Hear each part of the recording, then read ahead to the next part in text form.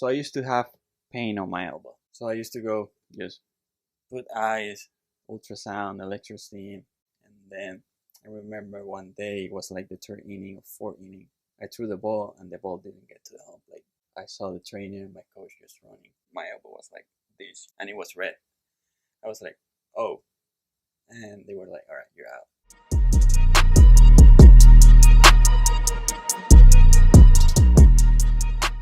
All right, athletic viewers, back here in the juice box for another episode of the Athletic Podcast here in Atlanta, Georgia. Today we've got Dr. René Colón, chiropractor, with us. René is our newest member here at Athletic, and he is kind of heading up our rehab operations now. So, René, I'm going to kind of let you introduce yourselves and kind of tell your story a little bit. Where you came from, your baseball history, your background, how you found us. Kind of all that stuff, man. Give them the skinny. So my name is René Colón. I have an accent because I'm from Puerto Rico. So I was born and raised there. My mom and my dad are from PR too. Since I grew up, basically, I was surrounded by sports. I have an older sister. She used to play volleyball. My dad used to be a baseball coach since I was a kid, and my mom used to be a physical education teacher.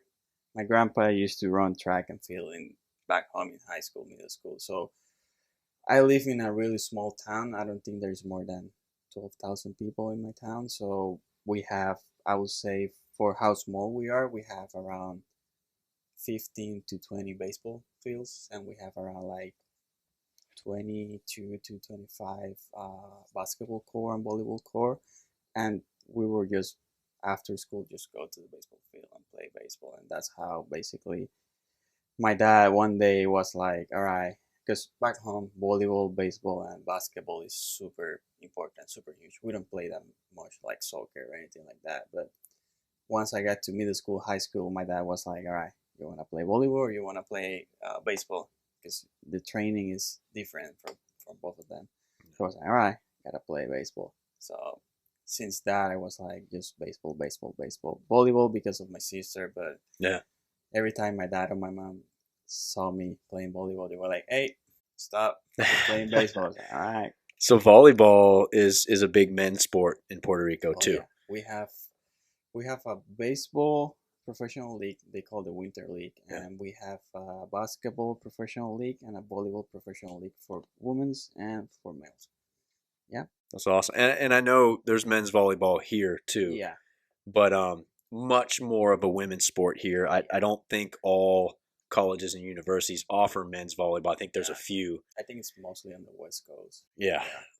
So that's interesting that coming from Puerto Rico that's a big men's sport as well. It is super big, and I feel like everybody who play either volleyball or baseball can back home they play all of the sport because I'm gonna be honest, our school system sucks back home, but once you get to middle school and high school, every week you're either playing volleyball or you're playing baseball or you're playing basketball. So you play against other school, other towns like almost every week. So that's what made you basically choose like, all right, I'm gonna be playing volleyball or basketball or I'm gonna be playing baseball. And then we have around, I don't know, 8 leagues. We have like the Big League, American Congress, CONIMAC, a bunch of leagues back home, and you're basically playing all year round. Basically. Yeah. Are those the big three? Baseball, volleyball, basketball? Is that? Yeah, we used to have a soccer team. They used to be called the Islanders, but I don't think they have it anymore. We don't play football. Yeah. And then we are big on ping pong. Okay. Super big on ping pong. And tennis is mostly female, and now they're playing, probably I'm going to say their name wrong, but it's like beach. It's not beach volleyball, but it's like tennis volleyball, something like that. I don't know. Okay. Yeah, all right. Super big on that. Interesting, man. Interesting. Yeah. I mean, obviously, like people know Puerto Rico. I mean, there's some big name, big leaguers that have come from Puerto Rico. Who's a few Puerto Rican big leaguers in the major leagues that have come through? Right now, it's he's the pitcher for the Blue Jays, Jose Rios, Carlos Correa, Sugar Diaz. He's the closer for the Mets. You got Christian Vasquez. He's the catcher for the Twins. there is a bunch of Yeah. and there is a bunch more on the minor leagues. Yeah. And they're big, like, I know the DR is famous for this, but Puerto Rico has their academies too, correct? Are there Yeah, academies there? we have. I don't know the exact number, but we have some really big academies in my town where I live. We have the Carlos Beltran Baseball Academy. Yeah, That's Beltron, where that's right. that's where the academy is.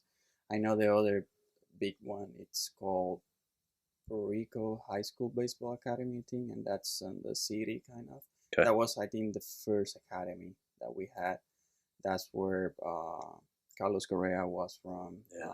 Gismo Valentin, he used to play there. Like most of those guys Yeah. that drafted around 2011, 2012, they used to play in that high school. Yeah. It's different than here. You know, Oh, yeah. people viewing this, some of you might know how that works, or know, at least know a little bit, but give some of the viewers some insight as to that, because over there you can get drafted younger, Yeah. right? So because that gives you an opportunity to go do things internationally, people are very serious about that in addition to school, right? School is not everything. So Yeah. talk a little bit about that, like growing up, and if you had any friends that did that. Like, I don't know when you came over here to the States. I'm not sure when that So was. I graduated 2012 from high school. That's when I moved to the U.S. for the first time. Okay.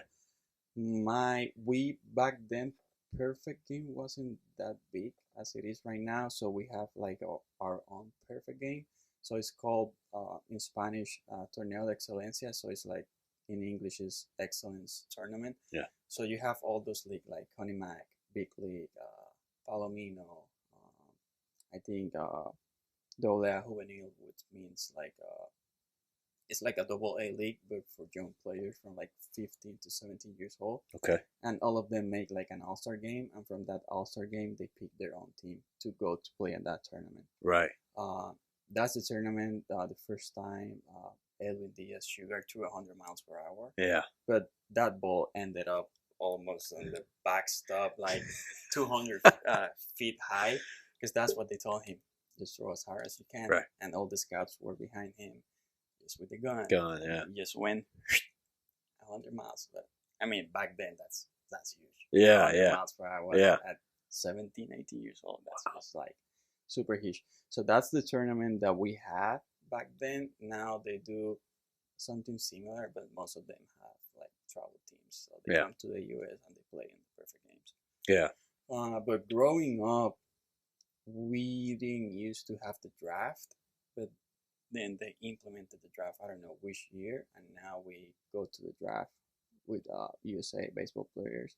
I know Dominican Republic, they don't go to the draft, so they can sign since they're like 15, 16 years old. Yeah, right. They gotta wait until we're 18 or something. Was it always like that in Puerto Rico? Like, they used to be able to sign younger? They used to. I don't know the story really well. I know what I'm gonna say. It's not that I'm gonna say wrong, but probably the story, I don't have it 100% correct. I know, Jorge Posada used to be a catcher for the Yankees. Yep. His dad used to be a scout. Okay. I'm gonna say somebody told me, because somebody told me, and that's the rumors back home, that after his son signed it professional, then he implemented like the law, because he was the leader scout for the PR. So after his son got drafted, I don't know if that's right or if that's wrong, but that's the rumor that we all heard back. They don't call it the Posada law, do they? Nope. That's interesting, man. I did not know that. I didn't know that. I didn't know that either until, I didn't believe that, but then it's just rumors, like all the baseball players back home say. I'm like, is it true? It's not true. Yeah. So Posada's Puerto Rican. Yeah. Okay. I didn't know that either. Yeah, it is. Interesting, man. No, I mean that's super cool. Like you a lot of kids now, like you'll see kids in America playing travel ball, whatever, and they're Venezuelan, Dominican, Puerto Rican, whatever, not from America. But a lot of them, they've been here for a long time. Yeah. Right. So for you didn't come here until after high school. Yeah, so my story was a little bit weird. I was playing back home in a league, on a summer league. And I already had my mind made up that I was going to go back to college. Because I graduated high school 2012 May, and then I had June and July, and then August starts classes. So I was like, all right, I'm just going to go to regular college back home and just played ball there. And the league back home and the college, it's not worth it. We only play 6 games, and if you make it to the playoff, you play 10 games. So that's it. So I was like, all right. I took the college board, so that's the exam to get the entry pass to the college back home. And I told my dad, well, I didn't have like aspirations to go to college or play pro or anything like that. I threw Saturday, and then it was Wednesday or Thursday. We were in practice, and there's this guy whose nickname it's called Abuelo, means grandfather, and he was talking to my coach, blah blah blah. And my coach was like, "Hey, you want to throw a bullpen?" I was like, "No, it's not my day." He was like, "All right." And then a couple minutes later, he was like, "Hey, just throw a bullpen." I was like, so I threw a bullpen, and the guy took a video of me. A week later, I got an email. Hey, you want to go play college? I was like, that. I got this email. I don't know how to speak English. I don't know how to read it. Yeah. He's the only one, and my sister who used to speak English back home. Yeah. My mom doesn't speak English. So he was like, well, it's just a letter that they're inviting you to play college. I was like, all right.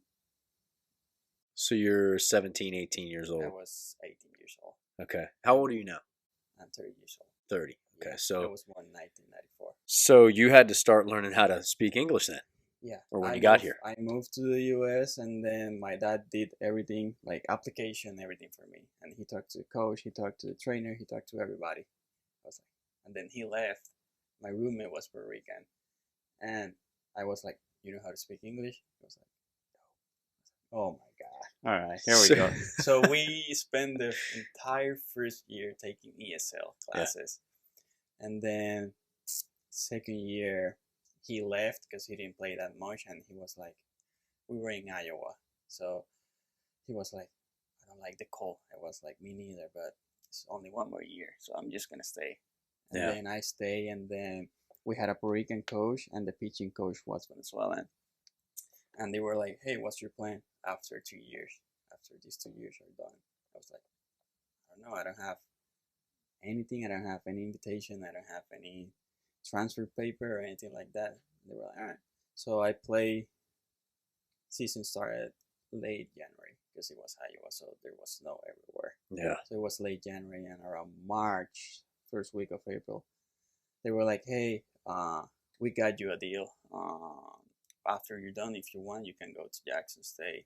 And there was a guy there who used to play baseball with me back home. His name is Melvin Rodriguez. Okay.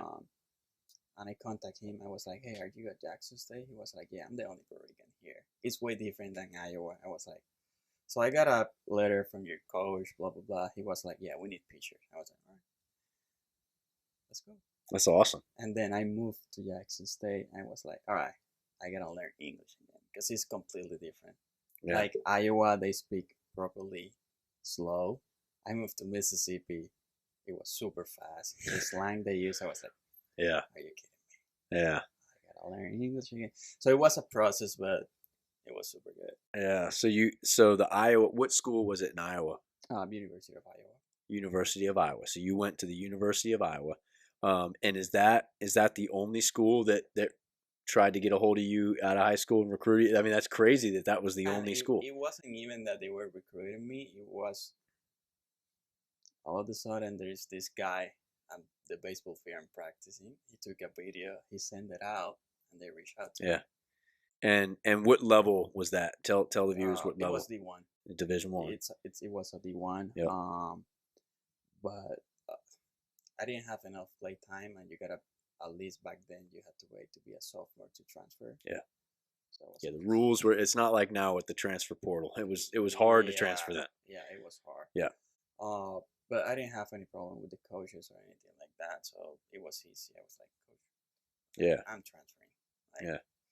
I need to be closer to my family, and I hate the cold. I'm from an island. Winter for me is like 75 degrees, 85 degrees, and I celebrate Christmas at the beach. I end up being the cold. So then you went to Jackson, Mississippi. Oh, yeah. Now listen, I'm going to tell you right now, the coldest game that I was ever a part of was in Jackson, Mississippi. Oh, really? And I'm not joking. Like, I don't know why it was so cold. We played Millsaps. All right. They were a Division III school because I played at Yeah. Piedmont, and I was actually coaching. That was my first year of grad school, and we went down there to play Millsaps. Dale was still Yeah. playing. Dale was a junior that year, and I no, you know what? I think it was my second year of grad school. I think Dale was a senior. It was All his right. senior year, and we went down there to play. We were playing University of the Ozarks. It was like a round robin. All right. And when I tell you it was like 32 degrees with like a 19-degree wind chill, I'm not joking. So it's to me, it's funny sitting here listening to you saying I was trying to get out of Iowa because it was Yeah. cold to go to Jackson, but I'm sure it was still cold in the preseason at Jackson State.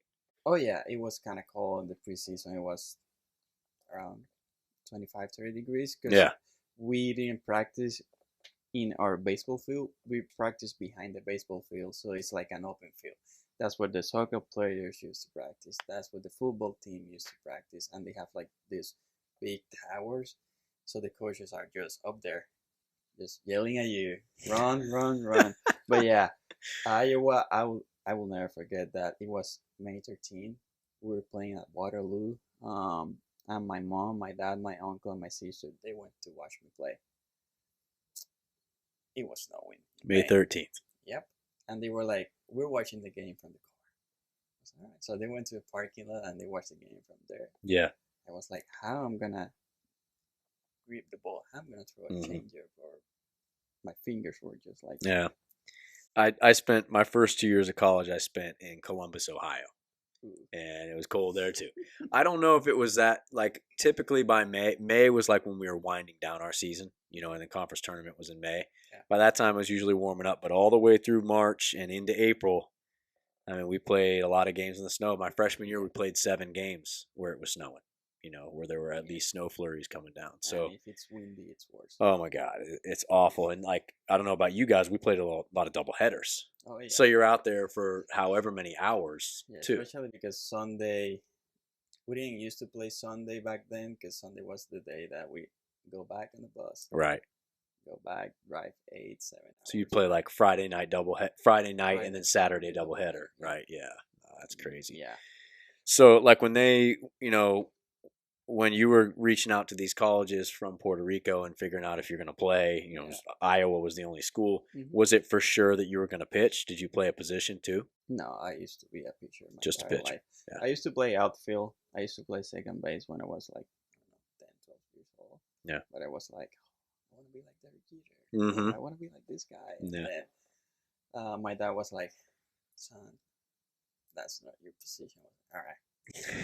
At least he was honest with you, right? Yeah, he was. Yeah. He was honest with me. Yeah. He used to play baseball too, but he didn't play that much. So I think he had that energy that I needed to be like, all right, go play. All right, let's do that. And Yeah. it was like every Saturday we were on a baseball field. Every Sunday we were on a volleyball because of my sister, the Yeah. volleyball court. So it was like Monday, Wednesday baseball practice, Tuesday, Thursday volleyball court, and then Friday was the only day to basically shoot. Okay. Awesome. Well, like, all right. So fast forward back to Jackson State. So you played 2 years at Iowa. Did you play 2 more years at Jackson? What Yeah. was that looking Yeah, I like? played 2 more years because you only have 4 years Yep. of eligibility. So I played my junior year. Ended up being the number 1 pitcher there. They had some seniors, but most of them were relievers. They were trying to make them starters, but they only wanted to relieve. Okay. So I did all the off season, and then I would say like 2 weeks before the season started, coach called me to the office and he was like, "Hey, you got the first game," and that day was a double header. I was like, all right. So I called my mom, my dad, like, "Hey, I got the first game." So from being basically not playing anything in Iowa to just be the number 1 pitcher at Jackson State, my first year there, it was like, this is huge. And then that first game, I remember I'm warming up on the mound and I see my mom and my dad walk. I didn't know they were coming to the game. So it was all my coach and my pitching coach. Like, they just called them like, "Hey, we want to bring you guys." Yeah, you pitched 2 years there. Yeah, I pitched 2 years. You had a good first year. I had until last week of April. Yeah. That's when I had. So I used to have pain on my elbow. Okay. That year, and my elbow was like super inflamed and red. I was like, I didn't say anything because I thought it was normal for baseball pitcher to have that kind of Yeah. pain. So I used to go just put eyes, ultrasound, electrosteam, and then I remember one day it was like the third inning or fourth inning. I threw the ball and the ball didn't get to the home plate. I was like, and then when I'm walking back, I saw the trainer and my coach just running. I was like, what's going on? And they were, let me see your shoulder, your elbow. I showed them my elbow was like this Yeah. huge, and it was red. I was like, oh, and they were like, all right, you're out. Yeah. That same day, I went to the sport medicine hospital in Jackson. They did MRI and they did X-ray, and the doctor was like, yeah, you have a stress fracture in your elbow. You got two options: either a cortisone shot, but if the bone fall down, your career is over, or Tommy John surgery. I was like, so how much time do I have? He was like, you gotta pick now. I was like, oh my god.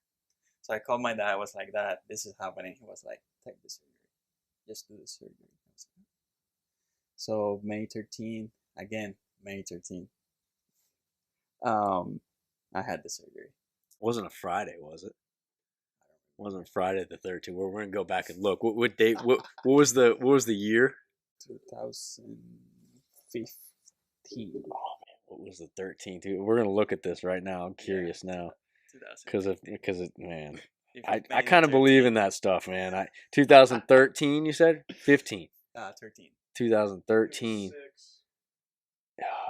It was a Monday. Okay, It was a Monday. It was a Monday. Yeah. Okay. Because if it was Friday the 13th, I would say, man, that's some really bad luck. So, yeah. Okay. So you had to make a decision, man. You had to. I had to, and I didn't know what to do. I mean, my dad also. I mean, he's not a doctor. He was like, well, the best option is take the surgery because there's a high possibility that you're gonna be able to pitch again if you get Tommy John surgery. Yeah. If the bone falls off, then your career is over. Yeah. So you're gonna lose what, 1 year? I didn't know anything about redshirt. My coach also didn't tell me anything about redshirt. So I had surgery in May, and then I went back home for summer, and that's when I started my rehab back home. Yeah. I did my rehab. After doing my rehab, they gave me this folder with like 25 pages of the the throwing program. I was like, I don't understand any of this. Yeah. And then I gave it to my trainer, and she was like, I don't understand it. So we went to the hospital, and he was like, just follow what it says, like week 1, week 2, but then there was some mixed ups there. The funny thing is that I did the entire program run. I did it vice versa. So I basically started throwing. I was like, how am I supposed to throw 10 pitches like 20 feet and then go up? And the first day of throwing from my rehab, I was already throwing 150 feet. But I didn't have pain. I was like, yeah. And this is how many months out of surgery? That was May surgery, June, July, August, September, October. Yeah. October. Okay, so 5 months, not even 5 months. 5 months, and it was like we had no idea what we were doing, but we were doing it. And my pitching coach was like, when he saw me, I think it was like second or third day, he was like, let me see that. And he was like, oh, you guys are doing it wrong. I was like, well, nobody say anything. My athletic trainer doesn't know anything. And the doctor just follow the rules. He didn't explain or anything because he didn't have time. So he was like, all right, let's do this right. So I started again the throwing program. Day 1, this is what we're going to do, blah, blah, blah. And then I was like, hey, coach, somebody told me something about redshirt. He was like, yeah, but you're too late for that. I was like, so I cannot take redshirt. So I'm going to lose a year. I'm probably going to start pitching in March, maybe April. And the season is almost over by then. He was like, yeah. I was like, all right. So I basically rushed myself into the rehab program. And then it was like mid-February. And it was like, coach, I'm ready. And we were basically good, but not that good. And he was like, all right, let's go. And I faced some live BP that week. and then the next week I was already relieving. How'd it go? I mean, I mean, it went good. yeah, Velocity wise, it wasn't there at the yeah, beginning because right, it was cold, and at the same time, I was afraid. I yeah, was like, my elbow is super tight. That I yeah, don't yeah. want the ligament to just explode So in you there. felt it. You could feel that you weren't all the way ready, and Yeah, you were I you were wasn't. holding back a Yeah, little bit. I was holding back a little bit. In terms of throwing, I was holding back a little bit, but in terms of the rehab process and the strengthening, I was ready. Yeah, But it was more like my arm is not completely loose because I didn't do right yeah, the rehab yeah. process and the throwing program. And then it's cold. Nobody knows what's happening. Nobody knows the pro and throw, and so I just gotta wing it and just Unreal, unreal, man. yeah, That's crazy that you're telling this story because when I was a freshman up at Capitol, my roommate Steve Veenstra, he had Tommy John. So he came in as a freshman yeah, with arm pain, and he was a shortstop. He wasn't a pitcher, um, and he was a good shortstop. He was a switch hitter. He yeah, was one of the better players in the Cleveland air. Yeah, Cleveland. He was from Cleveland. He was from the Cleveland area. One of the better players in that area. Went to a good high school, and the only reason he was at this Division III school is because some of the bigger schools that were after him knew about the elbow, and they're like, "Yeah, we're not taking a chance." So he went to this D3 school, and he gets on campus in the fall, and we're playing catch. I'm like, this guy can't throw. What's wrong with his arm? And I didn't know, right? I had yeah, no idea. And I see him babying, and I'm like, dude, your arm good? He's like, yeah, I've been having this elbow thing since last year, and trying to. I took some time off. Now I'm getting back again. It still hurts, and I didn't know nothing about any of this. I'm an yeah, 18-year-old freshman, and he tried to play in the fall, and it got bad, got bad, got bad. Nothing ever had, like, he had already had yeah, the scenario that you had where you threw the pitch and it didn't make it to the plate. He had that in high school. That had already happened. yeah, And he never had surgery. They just told him, hey, wait, rehab, take time off. So he took all summer off and went back to throwing and stuff. Same thing. Like, nobody's guiding him on what to yeah, do. So he went to the doctor. I don't remember which doctor it was. It was a well known doctor. He was well known for doing this surgery, and came back. And I think it was October. It was starting to get cold in Ohio. And he's like, yeah, I need Tommy John. I was like, damn.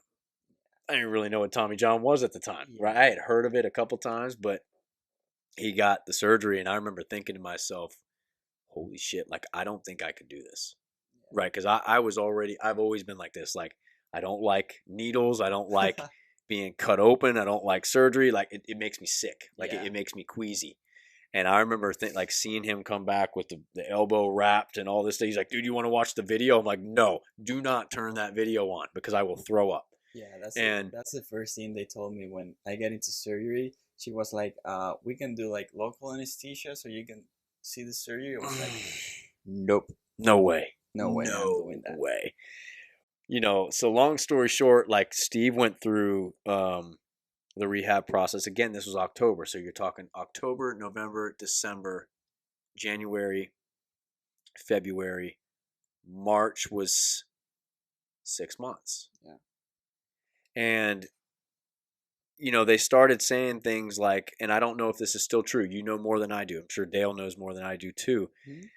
Pitchers, it's pretty much, hey, 9 to 12 months, right? And they lean more towards a full year of recovery to make Yeah, sure. And they used to say this, oh, well, for position players, it's not as long. So somewhere along the way, he got the idea that, oh, I'll be good in 6 months. So we're taking our trips down to Florida at the end of February, and we're going into March and playing. And he's like, Coach, I'm good, I'm cleared. And he's like, okay, like, our coach he was a smart baseball guy. yeah, He's like, you're a freshman. You're going to hit. If you're cleared to hit, I'm going to let you hit. yeah, So he started DHing. And then a few weeks later, they started putting him in the left field. And then he started playing first base. And by the end of the year, he was playing second base. And he's wearing this big old brace with this metal guard on it to not allow his elbow to bend. yeah, And he's literally throwing like this to first base. He's playing second base. Like, he was a good player, so he got away with some of this stuff. And he could hit. yeah, And I remember thinking, like, dude, this isn't normal. I've never seen anything like this in my life. And we go back home for the summer, and we come back in our sophomore year. And he's like, yeah, I'm good. We're good. I feel good. I've been throwing over the summer. So we're playing catch one day in the fall. It's like before fall ball had even started, probably early September. And we're playing long toss. We're only back about 120 feet, maybe 150 feet, just light catch. And he throws the ball. He goes, fuck, I felt it again. It happened. And I'm like, what do you mean? Like, it just doesn't feel good? He's like, no, I felt the pop. Oh, no. And I'm like, Steve, no, dude, no, you didn't. Like, you had the surgery, man. You rehab. You're good, man. Nothing. Like, hey, we'll stop throwing today, but you're good. Don't freak out. And he's telling me, he's like, dude, I know I did it again. I know it. It happened again. I know it. And I'm like, dude, no way. Like, if you're really that freaked out, go get an MRI. He did. And yeah, he did it again. So he, I'd need him to tell this story, but he did not get the surgery again. All right. He chose to play that year, and he's like, I'm going to wear the brace. I'll deal with it. I'm just not going to throw, and I'll DH. And he had a great year swinging the bat. Great year. Probably the best year he ever had. And I don't remember if he got a second Tommy John or not. I'm going to make him watch this. I'm going to make him comment on it and say it. But I don't remember if he had a second Tommy John or not. I actually transferred that next year. I went to Piedmont. And he was still playing. He finished out his career and still played. I think his senior year, he sat out. His senior year, he said, you know what, I'm done. I'm going to be a student coach because I want to say he did not get a second surgery. But going through that process and hearing you say like he didn't do the rehab all the way right, because he didn't either. Yeah. You know, a lot was in the dark. A lot of it was on him to do. And he's just researching stuff, looking stuff up on YouTube. And I'm like sitting by. I'm like, dude, don't your people help you with this? Like, aren't you seeing somebody that's helping you with this? And watching it and being like, damn, like this is such an uncertain process to me. And I knew that big leaguers had it done. I know, you know, like, but again, they're under a supervision that's so closely watched. You know, like how much of this whole process led you to doing what you're doing now and wanting to work with athletes? And you know, obviously you can tell people what you do now full time, but how much of that going through that process and realizing how little people knew made you want to do what you do now? I would say everything, like every steps, how the entire process goes from when the legend trainer tells you, hey, we got to go get an MRI, and you're sitting there with your elbow, and then just hearing the news from the doctor saying like, hey, you need Tommy John. You already know you're going to be at least 9 months out. And I mean, it's college, so you only have 4 years. But for somebody who's a transfer, you only got 2 years. Yeah. And you already lose one because of the Tommy John surgery. Right. So now you won't have time basically to develop or improve. So what you gotta do now is just trying to stay healthy so somebody can see you. So basically my rehab was done back home in PR with a DPT and also with a chiropractor. They were both talking to each other to do my rehab. One of them was doing my strengthening and the other one was just helping me with my biomechanics, the way my elbow, shoulder, my spine and everything was moving basically. And he's the chiropractor. We have the, you know that I told you that we have the basketball professional league. Yeah. So his town, it's Arecibo. So he's the chiropractor for one of those basketball teams. Okay. So he's been involved on the professionals and athletes his entire life. So he basically guided me through the entire process. He didn't guide me through the throwing program because we didn't have it at that time because that was during summer. But he guided me to like, hey, this is what you gotta do. This is how you gotta move. This is what you gotta eat. This is how much water you gotta drink. You gotta prioritize right now your sleep and recovery besides anything else. You gotta give your, just because the scar looks fine on the outside doesn't mean the inside is completely healed. Yeah. So I didn't have anybody to tell me, just him. And it's a hard process because when that happens, most of the time you're alone. You're away from your family, your parents, and the only friends you have are your classmates or your teammates. Yeah. So going through that process, it's super hard because you already have in your mind, I'm gonna be 9 months out at least. I'm gonna lose the scout day. I'm gonna lose the scout day. Yeah. I'm gonna lose next week we're gonna play against Alabama or Mississippi State or Ole Miss. You're gonna lose that chance to be. Probably you're gonna lose the game because they're obviously superior than your team. Yeah. But there might be somebody there on the stand watching some guy from the other team, and you do a great job, and they see you, and all of a sudden you get a letter like scout or whatever. So basically, back then it wasn't that much research as it is right now, and going through that process led me to become more sport chiropractor than a regular chiropractor. I wanted to be a DPT, but I didn't have all the classes to apply for the DPT. Okay. And to become a chiropractor, you need your basic science. And basically, once you're out of high school, you take your basic science classes. Okay. Or you can do your chiropractic program while you're doing your BA at the same time. Okay. At least at Life University here is like that. Yeah.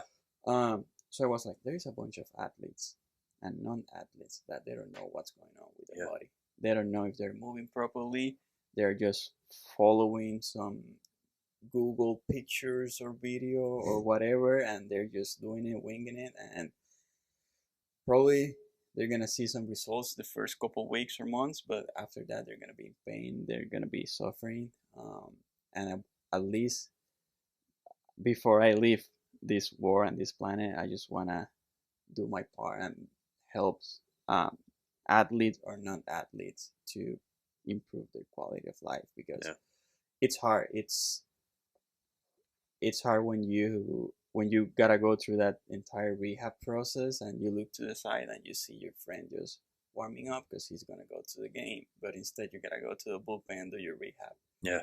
Or you gotta go to the weight room and you see them doing a challenge, but you gotta do your wrist and forearm exercises, and it's like, all right, it's hard. It's a hard process, but I think me because I wish I could help everybody, and I wish I could just do like this and everybody's healed, but it's not like that. It's a process. I think mostly you gotta work with your mental part first. It's everything is in the brain. That's what I believe, and your body's gonna heal itself. Doesn't matter if you do the job or you don't do the job, your body's gonna heal. But you gotta do your part, and you gotta know what you're doing, and you gotta have people around you that want the best for you. Yeah. I think I like that you said that, and Dr. Colón, guys, he spoke at our Velocity Max orientation. We're getting ready to start our Velocity Max summer program for our pitchers this summer. And, he spoke talking about just velocity gain and just understanding, how to take care of your body through all of these developmental things that people are working on now, right? Everybody's working on things that is building like this superhuman baseball player to throw super hard and hit the ball super far, and this big, strong, explosive, fast body. But like you said, like everybody's different, right? And everybody has a different build, a different makeup, and you've only got so much. And surrounding yourself with people who are going to help you do things the right way for your development is like the key to helping prevent some of this stuff. And then when things do go wrong, or when we do reach back for too much, all of us do it, right? I do it. I'll be in the gym and I do too much. Next thing you know, your back's hurt, your hips are bothering you, and it's like we have to learn those thresholds. But like you said, when you do have an ache, a bump, a bruise, a pain, or something serious, your body knows to heal itself. And I think we can do so much damage sometimes based on going negative in some of these situations, or freaking out and going a route that we maybe don't need to go for a situation. I mean, we see this all the time. People will come to me or Greg or any of our guys that are around a lot and say things like, Coach, my son's hurt. He can't throw. We're taking the season off. And it's like, whoa, well, hold on a second. Like, where did this? Your son's 10 or your son's 12. Where did this come from? Out of nowhere? Well, no, he threw a ball and now he's okay. Well, let's maybe see if we can take a look at this and help you out. And so much of that sometimes can be talking people off the ledge, letting them know, hey, you're not broken. How much of that do you see now working with athletes, and more specifically, sometimes younger athletes? Yeah. I see that a lot. I would say every day, every week. You see that all the time. One thing parents need to understand it's that when your kid it's first males wouldn't stop growing up until we're 26 or 27 years old. Yeah. So you're gonna still be developing every day. Um, with that being said, if your kid is like 10, 12, 13, 14 years old, unless it's like a big trauma or an accident, it's probably some either postural mechanical issues that he's having, or probably it's because he's developing Yeah. and his muscles are growing. His ligaments and his tendons are getting stronger. His bones are stretching and are growing. Yeah. Or it's just more mental too. Yeah. You know, I feel my elbow pain or my shoulder pain, or the first thing they know is like, oh, Tommy John. Tommy John, right, They right. rotate. So they're already in that panic mode that Yeah. they don't know what to do. And the first thing they say is like, all right, I'm stopped. Yeah. Taking the year off. I'm taking the Right. Yep. Well, think about it this way, right? There's two ends of the spectrum. Like one end of the spectrum is your story, Mm-hmm. where you're pitching, you threw the ball, it didn't go to home plate, your elbow was swelled up like an elephant, and you're just like, yeah, I'm good. You didn't know any better. Yeah. And then sometimes the other end of the spectrum is sometimes people know too much.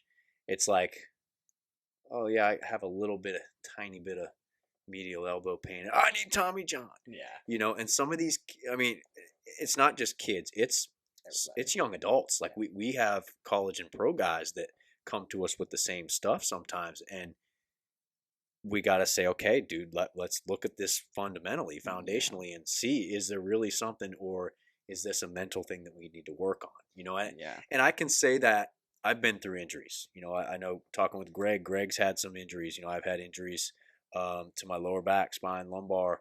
I dislocated my shoulder several times. I've had some injuries that are fairly significant. Yeah. And I've never had surgery. I've never done anything crazy.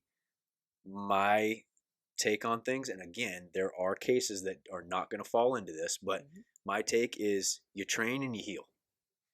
Yeah. And like all of the things that I've had that have been weaknesses for me or injuries, I train around them. I try to make my body as strong and healthy as possible. And a lot of times these things will heal themselves. Now, again, I'm not trying to go play pro baseball. Yeah. If I was, I'd probably need to take a close look at my back and figure out what's going on, or vice versa with my shoulder. But so many of the things that we see with the young athletes, the youth athletes that are not seriously injured, we try to sometimes hold them out of playing for so long, right? Yeah. And give them so much time off, when in reality, like you said, the body will heal itself, but we need to train it. Yeah. And that doesn't necessarily mean working out, but training. What are you training? That's obviously depends on the case. Yeah. So talk about that a little bit, and just some of the things that you've seen. I mean, obviously you're on the chiropractic side, so you see a lot of different things, and you do obviously some things that kind of are in the therapy realm, and you do some things that are in the traditional chiropractic adjustment realm, I'm sure. Yeah. What does that look like? So basically, when it comes to, I'm just gonna explain a little bit of what chiropractic is in basic words. So you have your spine, and inside your spine you have like your nerve. So basically, your brain controls your entire body, how you move, whatever you're doing, and even what I'm saying right now, your body have the ability to control all that. If you have a misalignment in your spine, the communication between your brain, your nerve, and the muscle or whatever you are doing at that moment won't get either as fast as it should be, or won't be able to make an elbow flexion. That's when you start compensating with your spine or your hips or your chest or whatever. So our goal basically it's have the patient, the athlete, pain free, but at the same time what we call like zero interference between the brain and the communication between all the organs, muscles, and movement that you do. There are more some people that they need more soft tissue work. Sure. And there are some other people that they need more adjustment wise. Yeah. There's a bunch of techniques you can use that you learn in chiropractic school. It depends on what the patient needs. Sometimes the patient lay down on the table and they start talking about their life, about what's going on. That just gives you a clue, like, all right, it's more emotional. Yeah, sure. All we gotta do is just bring the patient down, Yeah, right. work with them, like, hey, everything's okay. This is Right. what we're gonna do. Take it easy, just relax.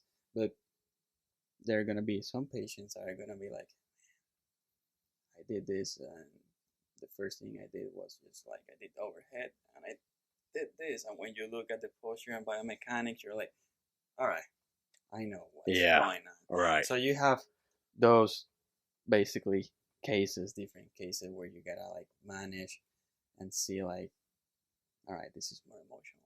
Sure. This is more physical, or this is more genetics or something that is going on with his family and his biological system, basically.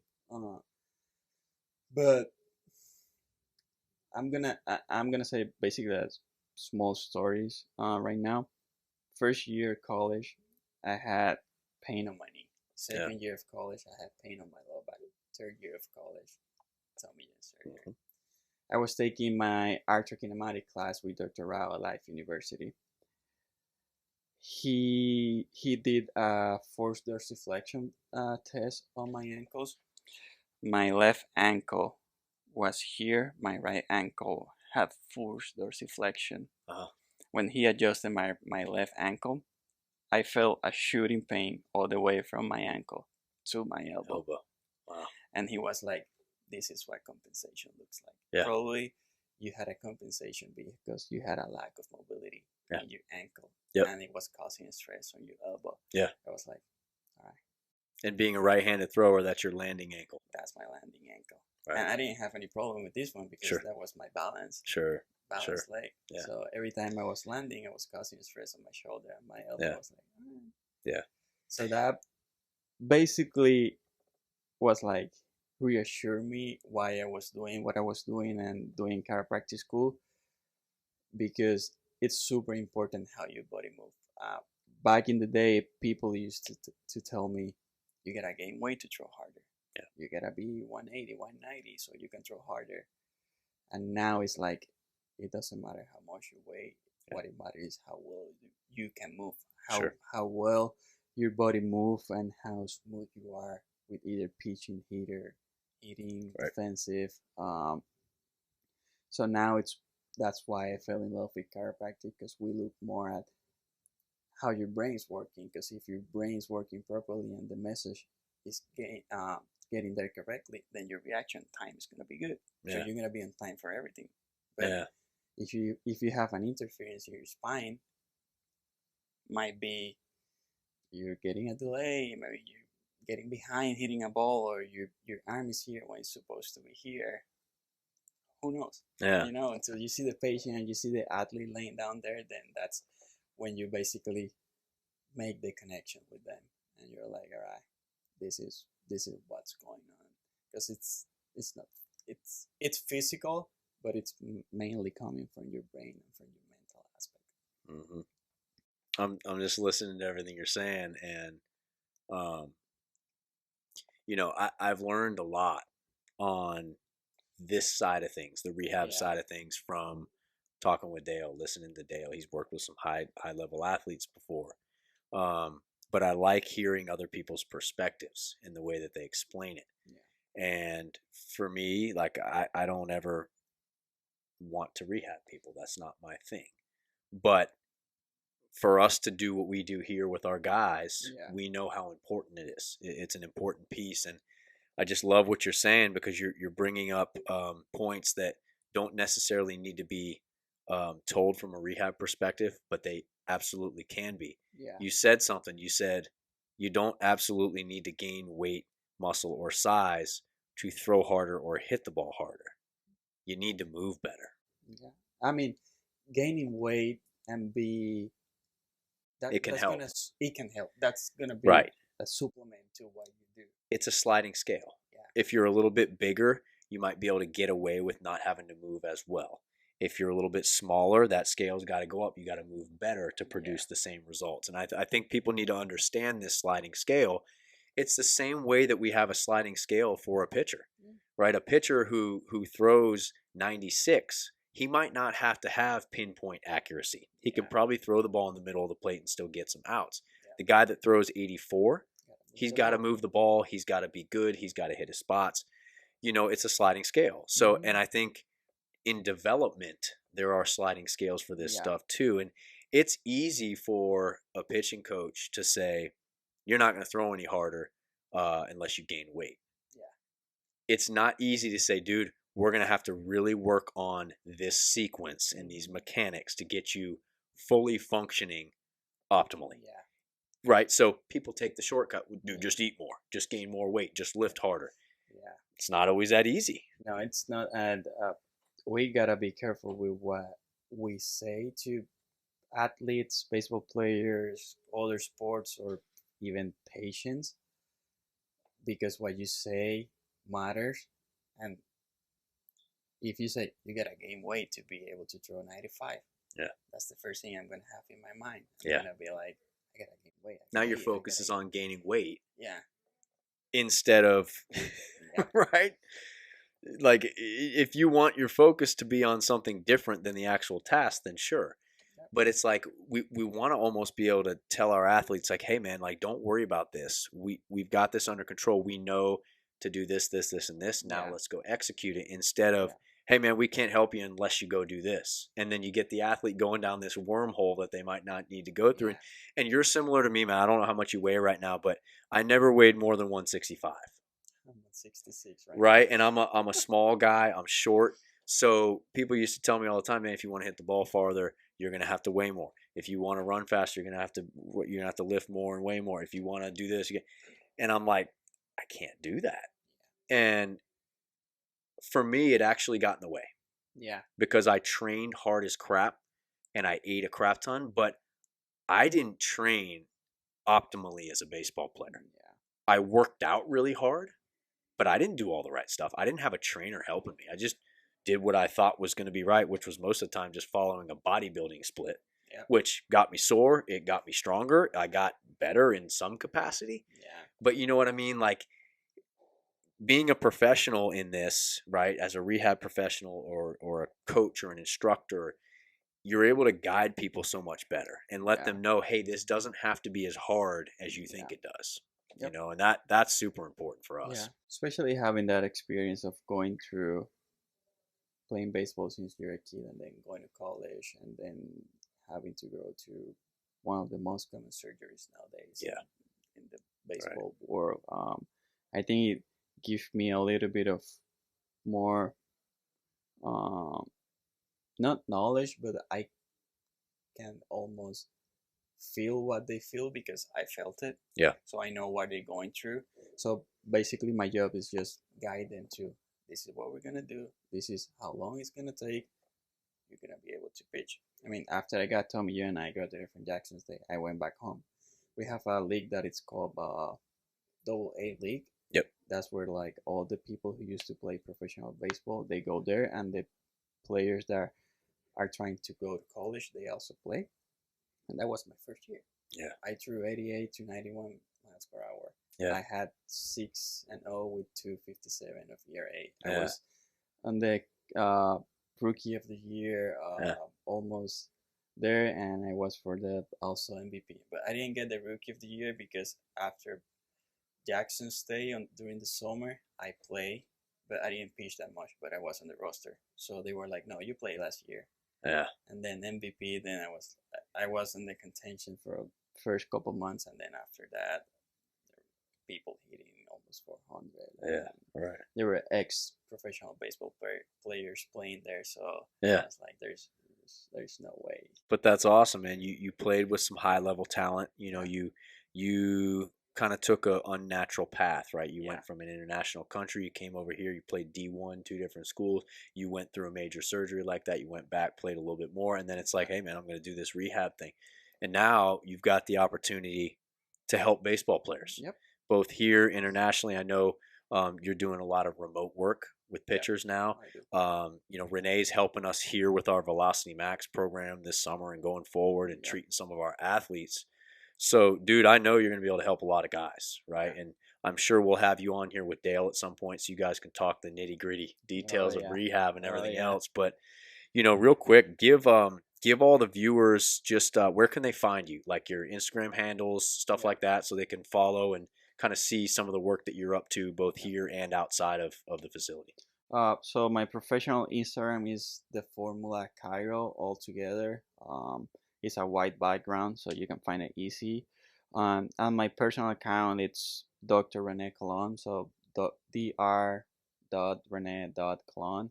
Um, I post stuff about baseball, but mainly the Formula Cairo page is the one that I post the most. Yeah. Uh, you can find me there, or you can find me in the athletic page or Yeah. whatever. Whatever you guys need, I'll, I'm always open to help anybody. Yeah. Awesome. No, yeah, we'll be, Renee and us will be collaborating on a lot of stuff. Obviously, working with our pitchers here Yep. this summer. So, if anybody has any questions, you guys be sure to comment below. Like and subscribe if you like this video. From the Juice Box here in Atlanta, Georgia, another episode of the Athletic Podcast. Dr. René Colón.